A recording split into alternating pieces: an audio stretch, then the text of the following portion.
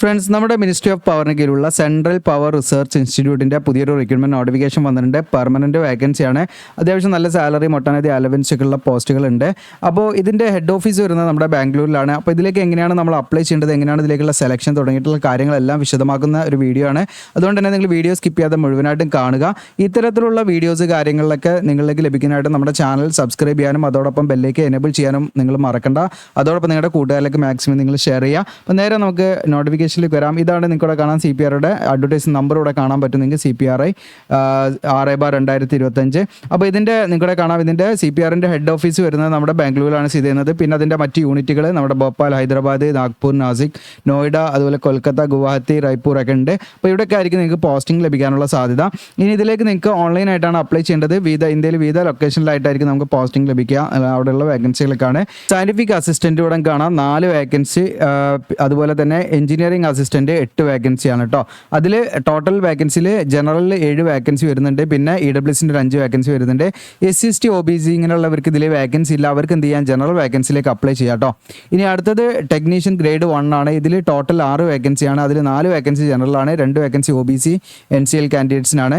ബാക്കിയുള്ള research കാൻഡിഡേറ്റ്സിനും vacancy ഇല്ല, പക്ഷേ അവർക്ക് ഈ ജനറൽ വേക്കൻസിയിലേക്ക് അപ്ലൈ ചെയ്യാം. ഇനി അടുത്തത് ജൂനിയർ ഹിന്ദി ട്രാൻസ്ലേറ്റർ ആണ്. ഒരു വേക്കൻസി ജനറലാണ്. ആർക്ക് വേണമെങ്കിലും ഇതിലേക്ക് അപ്ലൈ ചെയ്യാം. റിസർച്ച് വേക്കൻസി ഇല്ല. പിന്നെ അസിസ്റ്റന്റ് ഗ്രേഡ് 2 ആണ്. ഇതിൽ 23 വേക്കൻസി വരുന്നുണ്ട്. 11 വേക്കൻസി ജനറൽ, 1 വേക്കൻസി SCക്ക്, STക്ക് 2 വേക്കൻസി, OBCക്ക് 2, ദെൻ EWSന് 7 വേക്കൻസി. ഇനി അസിസ്റ്റന്റ് ലൈബ്രറിയും വരുന്നുണ്ട്. ഇതിൽ ടോട്ടൽ 2 വേക്കൻസിയാണ്. 1 ജനറലും 1 SCക്കും ആണ്. അങ്ങനെ ആകെ മൊത്തം 44 വേക്കൻസിയിലേക്കാണ് വിളിച്ചിരിക്കുന്നത്. ഇപ്പോൾ ഇവിടെ തന്നെ പറയുന്നുണ്ട് വേക്കൻസി എന്ന് പറയുന്നത് എന്താണ് കൂടാനോ കുറയാനൊക്കെ സാധ്യതയുണ്ട്. അതുകൊണ്ട് നിങ്ങൾ വേക്കൻസിയുടെ എണ്ണം നോക്കണ്ട. നിങ്ങൾ എലിജിബിൾ ആണെങ്കിൽ നിങ്ങൾക്ക് ഇതിലേക്ക് അപ്ലൈ ചെയ്യാവുന്നതാണ്. ഇനി ഇതിൻ്റെ എഡ്യൂക്കേഷൻ ക്വാളിഫിക്കേഷൻ കാര്യങ്ങളാണ് നമ്മൾ നോക്കുന്നത്. ഒന്നാമത്തെ നിങ്ങളുടെ നോക്കാം. ഇതിൽ നമുക്ക് ഒന്നാമത്തെ സീരിയൽ നമ്പറാണ് ഒന്നാമത്തെ കോളം, പിന്നെ നെയിം ഓഫ് ദ പോസ്റ്റ്, പിന്നെ എസെൻഷ്യൽ ക്വാളിഫിക്കേഷൻ, എക്സ്പീരിയൻസ്, പിന്നെ ഏജ് ലിമിറ്റ്. ഓക്കെ, ഇതിൽ നമുക്ക് name of the post scientific assistant. ഇതിലേക്ക് നിങ്ങൾക്ക് ഫസ്റ്റ് ക്ലാസ് BSc അതായത് കെമിസ്ട്രിയിലുള്ള ബാച്ചിലർ ഓഫ് സയൻസ് കഴിഞ്ഞിരിക്കുക എന്നുള്ളതാണ്.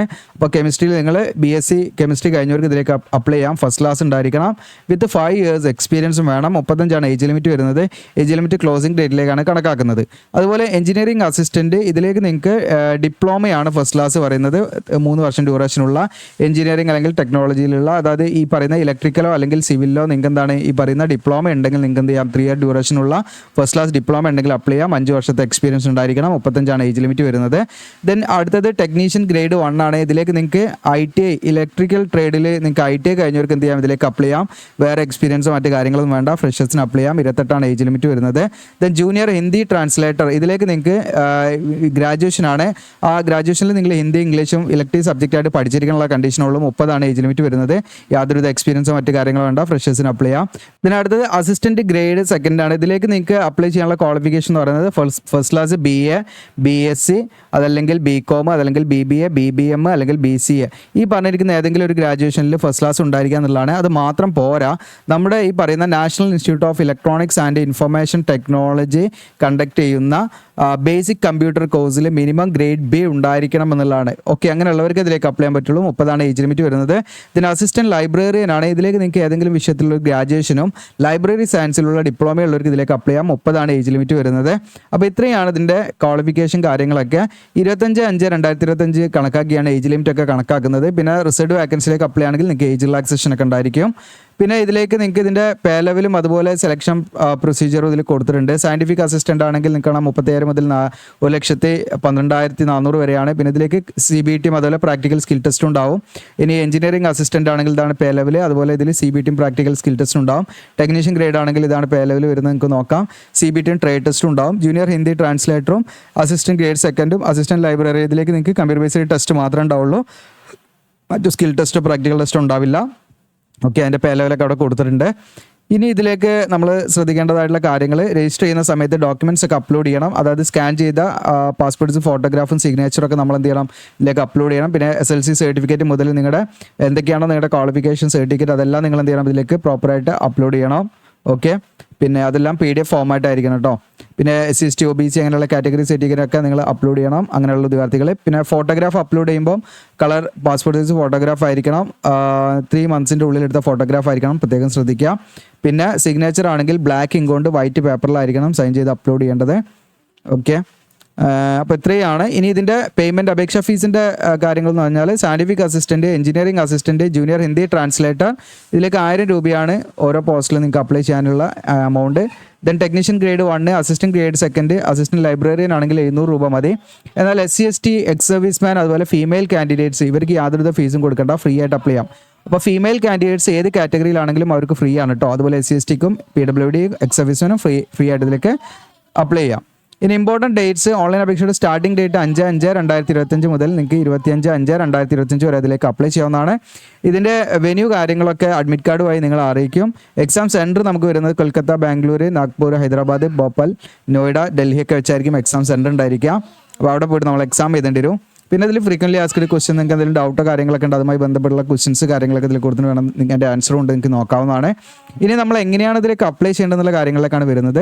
അപ്പോൾ നമ്മുടെ വീഡിയോയുടെ ഡിസ്ക്രിപ്ഷനിൽ അപ്ലൈ ചെയ്യാവുന്ന ലിങ്ക് കൊടുത്തിട്ടുണ്ടാകും. അതിൽ ക്ലിക്ക് ചെയ്താൽ നിങ്ങൾ ഈ ഒരു പേജിലേക്കാണ് വരിക. നമ്മുടെ വെബ്സൈറ്റ് ആണ്. ഇല്ലെങ്കിൽ ജസ്റ്റ് ഗൂഗിളിൽ GeoCL എജുലാൻഡ് സെർച്ച് ചെയ്താലും നമ്മുടെ വെബ്സൈറ്റിൽ കയറാൻ പറ്റും.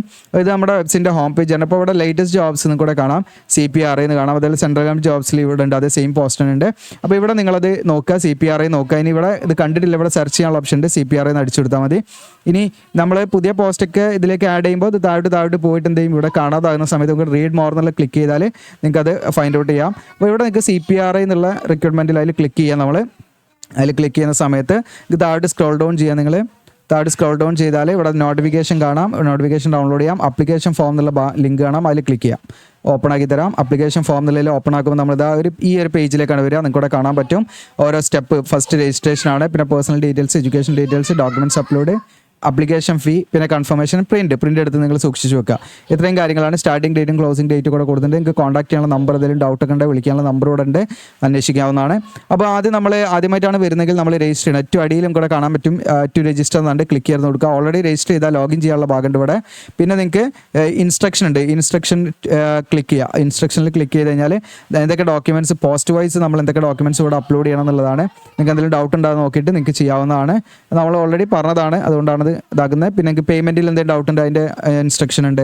ഓക്കെ, ഇത്രയും കാര്യങ്ങൾ. ഇനി ഇവിടെ നമ്മൾ ആദ്യമായിട്ട് വരുന്നുണ്ട് ടു രജിസ്റ്റർ എന്നുള്ളതിൽ ക്ലിക്ക് ചെയ്യുന്നു, കൊടുക്കുന്നു. അങ്ങനെ ക്ലിക്ക് ചെയ്യുന്ന കൊടുക്കുമ്പോൾ അവിടെ പേജ് ഓപ്പൺ ആയി വരും. ഇതിൽ ഏത് പോസ്റ്റാണ് നിങ്ങൾ അപ്ലൈ ചെയ്യുന്നത് വെച്ചാൽ അത് സെലക്ട് ചെയ്യാം. ഓക്കെ, ഇപ്പോൾ ഞാൻ അസിസ്റ്റൻറ്റ് ഗ്രേഡ് 2 ആണെങ്കിൽ അത് സെലക്ട് ചെയ്യുന്നു. നെയിം കൊടുക്കുക, നിങ്ങളുടെ കാറ്റഗറി ജനറൽ OBC ഏതാഴ്ച നിങ്ങൾ അനുസരിച്ച് കൊടുക്കുക. ദെൻ ഡേറ്റ് ഓഫ് ബർത്ത് നിങ്ങൾ ഡേ മന്ത് ഇയർ ഒക്കെ കൊടുക്കുക. Mobile number, email address, generate OTP എടുത്തിട്ട് മെയിലേക്ക് മൊബൈൽ നമ്പറിലേക്ക് വന്ന OTP എന്ത് ചെയ്യുക, അവിടെ അടിച്ചു കൊടുത്ത് വെരിഫൈ ചെയ്യാം. ദെൻ പാസ്വേഡ് നമ്മൾ മാനുവലായിട്ട് ക്രിയേറ്റ് ചെയ്യുക, കണ്ടിന്യൂ കൊടുത്ത് അങ്ങനെ നമ്മൾ എന്ത് ചെയ്യുക, നെക്സ്റ്റ് സ്റ്റെപ്പിലേക്ക് പോയിട്ട് അങ്ങനെ ചെയ്ത് പോവാം. അപ്പോൾ നമ്മൾ ഓൺലൈനായിട്ട് ചെയ്ത് കൊടുക്കുന്നുണ്ട്. നിങ്ങൾക്ക് താല്പര്യം ഉണ്ടെങ്കിൽ ഇത് അവിടെ contact or online application team ഇതിൽ കോൺടാക്ട് ചെയ്താൽ മതി കേട്ടോ. ക്ലിക്ക് ചെയ്താൽ മതി. അപ്പോൾ നേരെ എന്ത് ചെയ്യാം, വാട്സാപ്പിലേക്ക് കണക്ട് ചെയ്യാൻ പറ്റും. പിന്നെ നമ്മുടെ സോഷ്യൽ മീഡിയ ഐക്കൺസും കാര്യങ്ങളൊക്കെ അവിടെ കൊടുത്തിട്ടുണ്ട്. അതിൽ ക്ലിക്ക് ചെയ്താൽ നമ്മുടെ ഇൻസ്റ്റയിൽ ഫോളോ ചെയ്യാം. അതുപോലെ ടെലഗ്രാം, അതുപോലെ വാട്സപ്പ് ചാനലുകളുടെ അപ്ഡേഷൻസ് കാര്യങ്ങളൊക്കെ നിങ്ങൾക്ക് എന്ത് ചെയ്യാം, അതിലൂടെ അറിയാൻ പറ്റും. അപ്പോൾ അതൊക്കെ നിങ്ങൾ ഫോളോ ചെയ്തില്ല. അപ്പോൾ ഇത്രയാണ്. നിങ്ങൾക്ക് യൂസ്ഫുൾ ആണെങ്കിൽ നിങ്ങൾ കമൻറ്റ് ചെയ്യുക. അതോടൊപ്പം ഇതിൻ്റെ ഓൺലൈൻ ഫോം ഫില്ലിംഗ് വീഡിയോ കൂടുതൽ കമൻറ്റൊക്കെ ഉണ്ടെങ്കിൽ നമ്മൾ ചെയ്യാം വീഡിയോ ആയിട്ട്. കുറച്ച് കമൻറ്റ് ആണെങ്കിൽ ബുദ്ധിമുട്ടാണ്, അതുകൊണ്ടാണ് പറയുന്നത്. കൂടുതൽ ആളുകൾക്ക് ആവശ്യമുണ്ട്, നമ്മളതനുസരിച്ച് ചെയ്യാവുന്നതാണ് വീഡിയോ. അപ്പോൾ യൂസ്ഫുൾ ആണെങ്കിൽ ഷെയർ ചെയ്യാൻ മറക്കണ്ട, ലൈക്ക് ചെയ്യാൻ മറക്കണ്ട. Thank you.